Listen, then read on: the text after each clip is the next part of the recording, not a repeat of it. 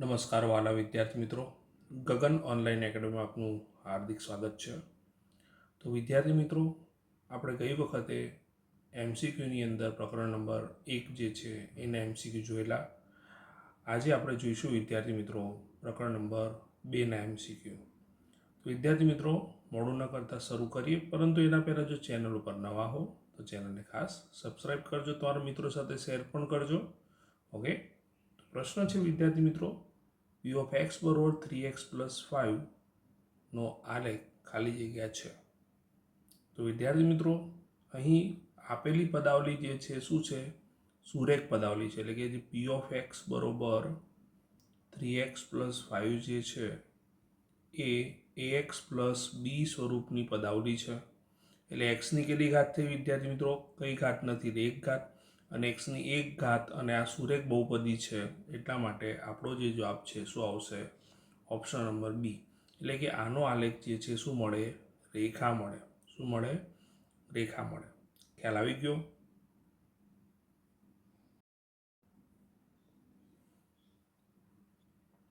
તો વિદ્યાર્થી મિત્રો, રકમમાં આપણને આપેલું છે ત્રિઘાત બહુપદી p of x પ્રમાણે x નો ઘન -10x² પ્લસ 31x -30ના બબ્બે શૂન્યોનો ગુણાકારોનો સરવાળો શોધવાનો છે.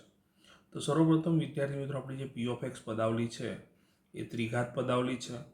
તેને ax ઘન plus bx² plus cx plus d સાથે તમે સરખાવો તો a બરોબર આપણને કેટલા મળે? 1, b બરોબર -10, c બરોબર 31 અને d બરોબર કેટલા મળે આપણને? -30 મળે. બરોબર છે. હવે આપણને એવું કીધું છે બબ્બે શૂન્યોના ગુણાકારનો સરવાળો. તો alpha beta plus beta gamma plus alpha gamma, આનો સરવાળો, આજે બે શૂન્યોનો ગુણાકારનો સરવાળોનું સૂત્ર શું છે આપણા જોડે? તો આપણે જાણીએ છીએ વિદ્યાર્થી મિત્રો, એ શું છે? બોલો જલ્દી. યસ, c/a છે. તો વિદ્યાર્થી મિત્રો, cની કિંમત આપણા જોડે કેટલી છે? યસ, -30 છે. બરાબર, સોરી, cની કિંમત આપણા જોડે કેટલી છે? cની કિંમત આપણા જોડે 31 છે, અને એની કિંમત આપણા જોડે 1 છે. એટલે 31/1 એટલે શું આવશે? 31. તો આપણો જવાબ શું આવશે વિદ્યાર્થી મિત્રો? ઓપ્શન નંબર એ. જો વિદ્યાર્થી મિત્રો આપણને આલ્ફા બીટા ગેમા પૂછ્યું હોય, એટલે કે ટૂંકમાં ત્રણેયનો ગુણાકાર પૂછ્યું હોય, તો આપણું સૂત્ર શું થશે? -d/a. બરાબર છે. તો કોમેન્ટ બોક્સમાં તમારે કોમેન્ટ કરીને મને કહેવાનું છે કે આ જો પૂછ્યું હોત તો આપણો જવાબ શું આવત? બરાબર છે. ઓપ્શન તમારે મને કહેવાનો છે કોમેન્ટ બોક્સમાં કોમેન્ટ કરીને. બરાબર છે વિદ્યાર્થી મિત્રો? કોમેન્ટ બોક્સમાં કોમેન્ટ કરજો. ઓકે. તો વિદ્યાર્થી મિત્રો, પ્રશ્નમાં આપણને એવું કીધું છે બહુપદી x² પ્લસ 51x પ્લસ 308ના બંને શૂન્યોની સંજ્ઞા શું હશે? એટલે ખાલી જગ્યા છે. તો જો વિદ્યાર્થી મિત્રો, આ લોજિકલ પ્રશ્ન છે. પ્રથમ પદ ધન છે, અંતિમ પદ ધન છે. બરાબર, પ્રથમ પદ ધન છે અને અંતિમ પદ ધન છે. તો ભાગલાના ચિહ્ન સમાન હશે. જે પણ આપણે ભાગલા પાડીશું એ ભાગલાના ચિહ્ન શું થશે? ભાગલાના ચિહ્ન સમાન. બરાબર છે.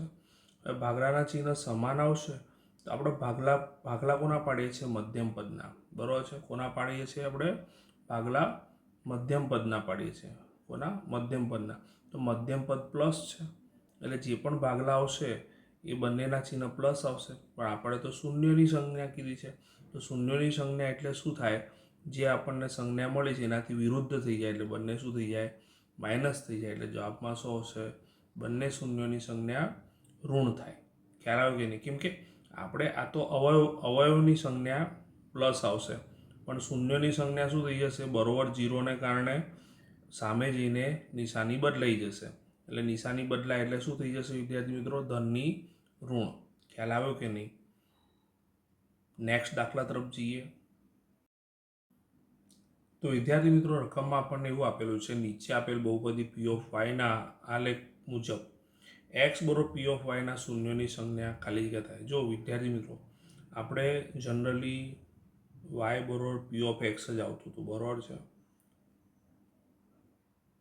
પરંતુ અહીંયા તો x બરોબર p of y થઈ ગયું. બરોબર છે. તો યાદ રાખવાનું, y બરોબર p of xમાં x અક્ષને છેદે એ આપણા શૂન્ય કહેવાય. પણ એક્સ બરોબર પી ઓફ વાયમાં વાય એક્સને છેદે ને એ આપણે આ શૂન્ય કહેવાય. આ મગજમાં ફિટ કરી નાખવાનું, બરાબર છે વિદ્યાર્થી મિત્રો. તો અહીં આપણે જોઈ શકીએ છીએ કે આપણો જે આલેખ જે છે એ વાય એક્સને 1 2 3 અને 4 વખત છેદે છે, બરાબર છે વિદ્યાર્થી મિત્રો. આપણો આલેખ વાય એક્સને 4 બિંદુમાં છેદે છે એટલે જવાબમાં શું આવશે? 4. એટલે આપણે શું વિદ્યાર્થી મિત્રો જનરલી શું એક્સ અક્ષ પ્રમાણે વિચારીએ તો એક્સ અક્ષ પ્રમાણે તો એક જ વાર છેદી રહ્યો છે ને, એટલે આપણે જવાબ લખીને આવીએ 1, બરાબર છે. એટલે ખાસ તકેદારી રાખવાની છે આપણે, બરાબર છે, આપણાથી ભૂલ થાય નહીં. અને જો વિદ્યાર્થી મિત્રો તમે ચેનલ પર નવા હો તો ચેનલને ખાસ સબસ્ક્રાઈબ કરજો, તમારા મિત્રોને પણ શેર કરજો. આપણે સંપૂર્ણ સોલ્યુશન બધા જ પ્રશ્નો લાવવાના છીએ, બરાબર છે. સરસથી તમે જોડાયેલા રહો, ધીરે ધીરે બધું સોલ્યુશન મળતું રહેશે તમને. તમે એક સરસ મજાની નોટબુક બનાવજો, નોટબુકની અંદર સરસ રીતે લખજો. યાદ રાખો વિદ્યાર્થી મિત્રો, અત્યારે તમે જે પણ તૈયારી કરી રહ્યા છો એ પ્રથમ પરીક્ષાની નહીં પરંતુ સંપૂર્ણ બોર્ડ સુધી પણ તમને આ બધા કામ આવશે. આ બધા જે વિડીયો છે એ તમે જોતા રહેજો અને એ ઉપરાંત જે પણ મટીરિયલ આપણે તમે બનાવશો એ તમે સાચવીને રાખજો. નેક્સ્ટ પ્રશ્ન તરફ જઈશું વિદ્યાર્થી મિત્રો. વિદ્યાર્થી મિત્રો, રકમમાં આપણને આપેલું છે જો ત્રિઘાત બહુપદી પી ઓફ એક્સ બરોબર એક્સનો ઘન plus b x plus c x plus ડીનું એક શૂન્ય હોય તો બાકીના બે શૂન્યનો ગુણાકાર શું થાય? તો વિચાર કરો વિદ્યાર્થીઓ, આલ્ફા બીટા ગેમા છે 3 શૂન્ય ત્રિઘાત બહુપદીમાં, એમાં એક શૂન્ય 0 થઈ જાય, બરાબર છે વિદ્યાર્થી મિત્રો. તો દાખલા તરીકે આપણે ગેમા 0 લઈ લો, બાકી આપણને ખબર નથી. તો સ્વાભાવિક છે કે આલ્ફા બીટા ગેમા પ્રમાણે આ જે પદાવલી જે છે એની અંદર સપોઝ ટુ બી આપણે ડી 0 થઈ ગયો, બરાબર છે. શૂન્યને કારણે ડીની વેલ્યુ 0, એટલે કહેવાનો મતલબ શું છે કે 3 શૂન્યોમાંથી એક શૂન્ય 0 છે એટલે આપણે એક આપણે સહગુણક નીકાળી દેવો પડે, એટલે કે એક પદ નીકાળી દેવું પડે. તો અહીંયા શું થઈ જશે? એ એક્સનો ઘન પ્લસ બી એક્સનો સ્ક્વેર પ્લસ સી એક્સ બરોબર શું થઈ જશે? અહીંયા 0 થઈ જશે. બધામાંથી એક્સ કોમન નીકળે એટલે એ x square plus b x plus C બરોબર 0 થઈ ગયો. તો એક્સ બરોબર 0 ખબર પડીને એક શૂન્ય 0 થઈ ગયું, બરાબર છે. હવે આપણે બીજા ચેક કરીએ, બરાબર છે. તો અહીંયા આપણા જોડે શું વધ્યું? એ x square plus b x plus C વધ્યું, બરાબર 0. તો આ તો દ્વિઘાત બહુપદી થઈ ગઈ. શું થઈ ગઈ? દ્વિઘાત બહુપદી થઈ ગઈ. એટલે કે દ્વિઘાત બહુપદી માટે શૂન્ય શોધવાનું સૂત્ર થઈ ગયું. તો બાકીના બે શૂન્યનો ગુણાકાર કીધું છે, તો આલ્ફા બીટા બે શૂન્ય થાય એમનો ગુણાકાર શોધવા માટેનું સૂત્ર શું છે? આપણે જાણીએ છીએ માઇનસ શું થશે? બોલો ચલો. ગુણાકાર માટેનું સૂત્ર શું થશે? યસ, ઓનલી સી બાય 8 થશે ને. ગુણાકાર માટેનું સૂત્ર તો સી બાય 8 થશે. તો આપણો ઓપ્શન નંબર જે બી છે એ આપણો શું થશે? જવાબ થશે. ખ્યાલ આવે વિદ્યાર્થી મિત્રો?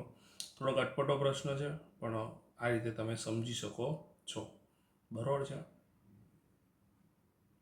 અને જો વિદ્યાર્થી મિત્રો અહીંયા તમને સરવાળો પૂછ્યો હોત તો આલ્ફા પ્લસ બીટા પ્રમાણે જવાબ શું હોત? માઇનસ બી બાય એ વાત. ખ્યાલ આવ્યો કે નહીં? તો આશા રાખું છું વિદ્યાર્થી મિત્રો તમને દરેક એમસીક્યુની અંદર ખ્યાલ આવી ગયો હશે. સરસ રીતે આનું રિવિઝન કરજો, બરાબર છે. તમારા નોટબુકની અંદર લખતા રહેજો વ્યવસ્થિત. અને જો વિદ્યાર્થી મિત્રો ચેનલ ઉપર હજુ પણ તમે નવા હો તો ચેનલને ખાસ સબસ્ક્રાઈબ કરજો જો ન કરી હોય તો, જેથી અમને મોટિવેશન મળે. તમારા માટે અમે સોલ્યુશન બનાવતા જ રહીશું. સરસ રીતે રિવિઝન કરતા રહો વિદ્યાર્થી મિત્રો. બધાને પરીક્ષાની ખૂબ ખૂબ શુભકામનાઓ. ત્યારથી બધાને all the best. Bye bye.